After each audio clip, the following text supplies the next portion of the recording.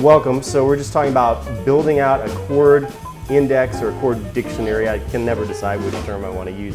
I'm diving right in here. Everybody can try this on F sus shape if you're in front of the keys here.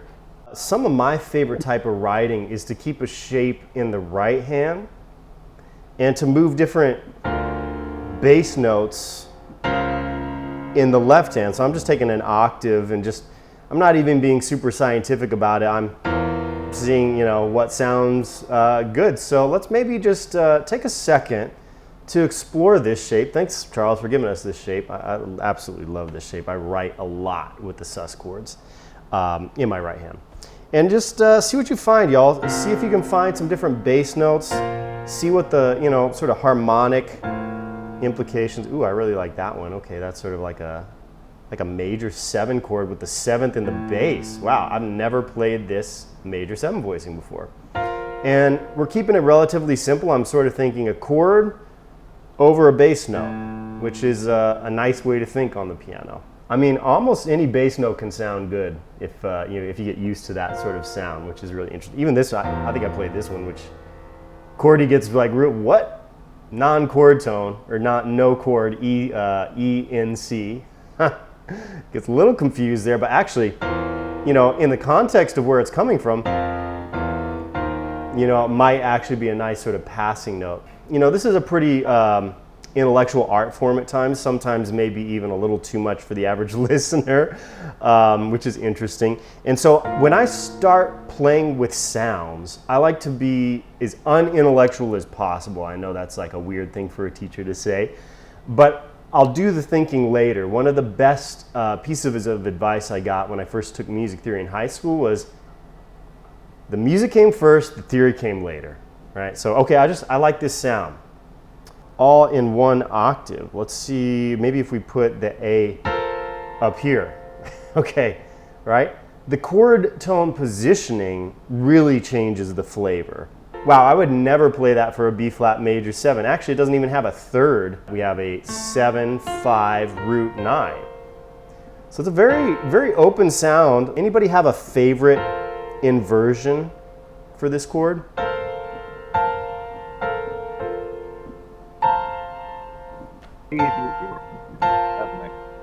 I don't think I've ever played this position for a major triad. And again, you can see it's calling it a B flat. We could think about B flat as the root as well. Just changing the way you think about the root kind of changes everything. So let's now take this into our actual index and let's get a little more scientific about it.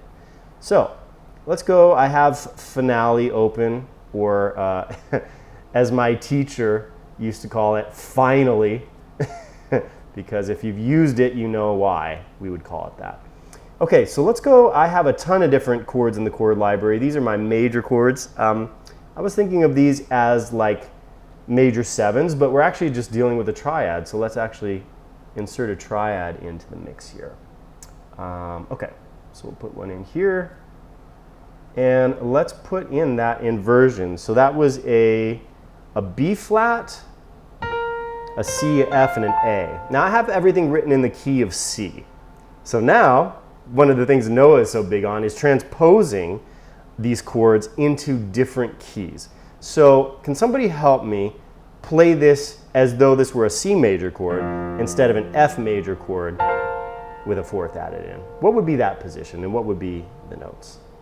So we have our 4, 5, root 3. Exactly.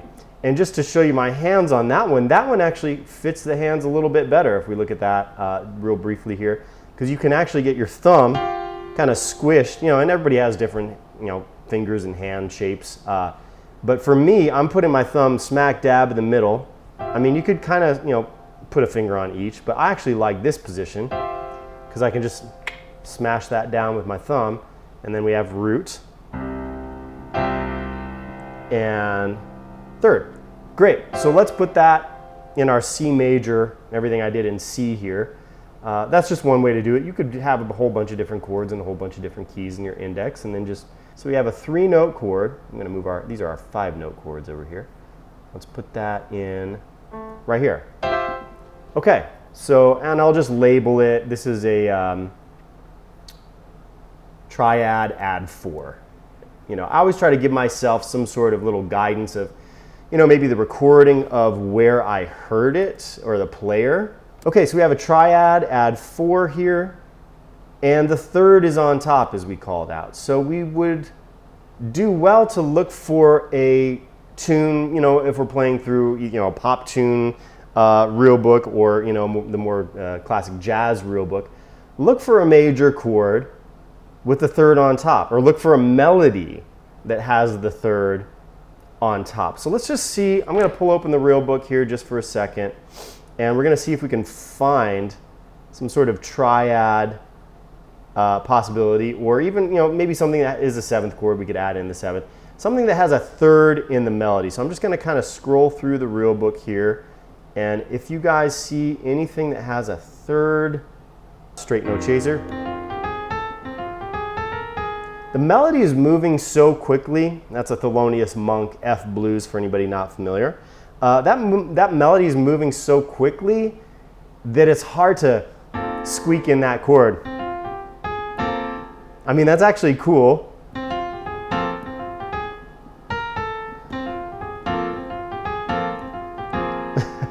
I'm looking for something that maybe is a little bit more whole note or half note based. So the nearness of you, I'll play a little bit of it just so you can hear it.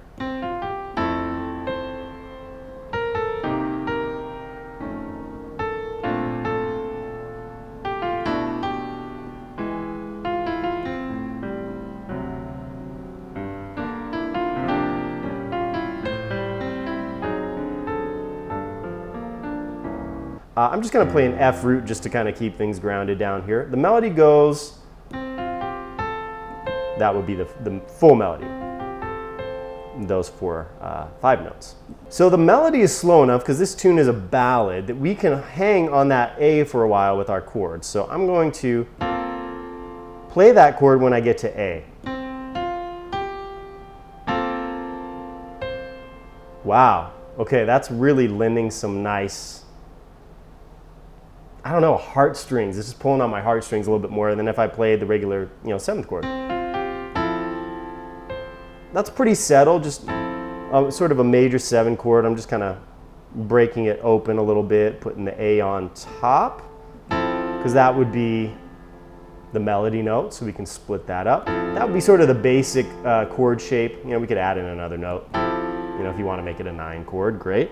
But let's take our more triadic approach, which is really beautiful to do.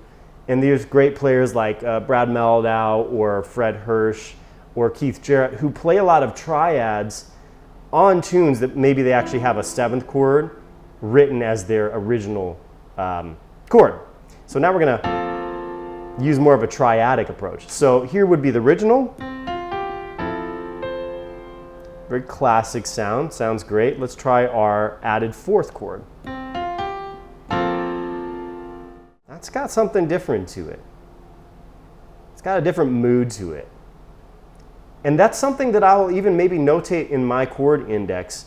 You know, a lot of musicians have what's called synesthesia. Synesthesia is a combining of multiple senses. Like, some people associate colors with particular notes on the piano, or they might feel, like I knew a flute player in school who actually, she would feel different notes in different parts of her neck, in different parts of her cervical vertebrae. It was really interesting. Or people might associate a particular number with a particular song. There's so many different ways this can manifest. But for me, you know, maybe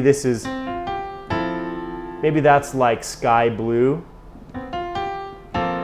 Maybe that's like blue with little flakes of white in it, or something. You know, you don't always have to describe it super intellectually. You can, if you have synesthetic, you know, tendencies, you know, you can put those in your chord index as well. And it'll actually help you to remember the chord even better because it has such a strong, you know, sense tied to it. This is something that actually one of my great teachers back when I lived in Portland, Ben Medler, he's a great trombonist. He actually said the more modes that you have for thinking about the same thing, the better, because it makes it a larger target, right? So what does that mean? That sounds kind of nebulous and weird. Let's say we're just dealing with a note. Let's say the note B flat, okay? So we know if we have perfect pitch, we might know right away what that sounds like. Great, I don't.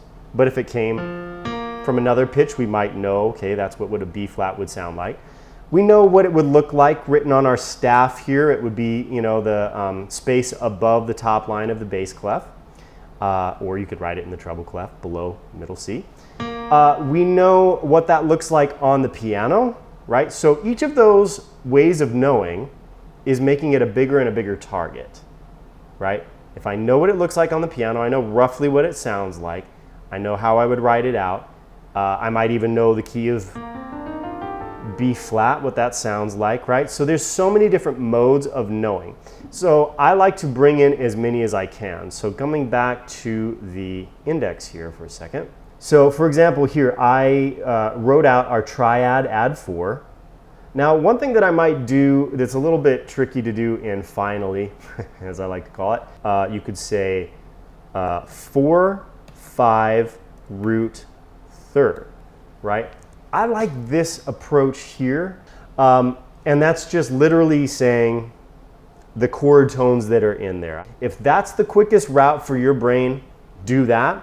Writing it out on the staff is creating a bigger target, right? You know what it looks like on the staff. I know the numeric system.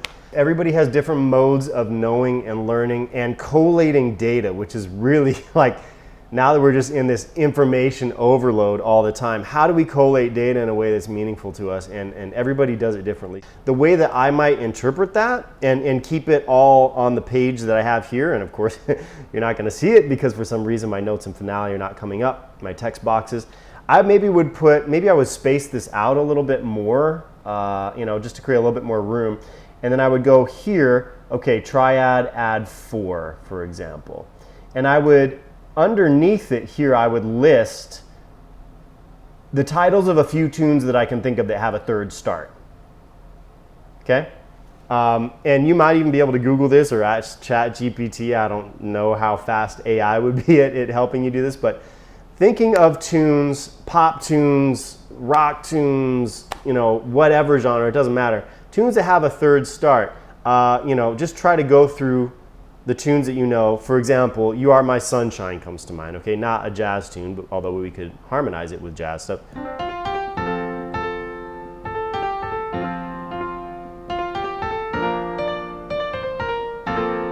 Right? Ah, there's our chord. We hit the third quite a bit in You Are My Sunshine. So I might put, okay, there's the chord notated. There are the numerics, 4, 5, root, third. And then there are the tune lists. Yeah, just little headings. Okay, great Bill, great call, nearness of you, You Are My Sunshine. You know, there's probably a ton of tunes that hit the third. I mean, it's such a strong note to hit. And so yeah, I would collate it maybe all on the staff, but maybe you also have like a more text-based index of these things as well. Whatever resonates the most with you is what you're going to want to use.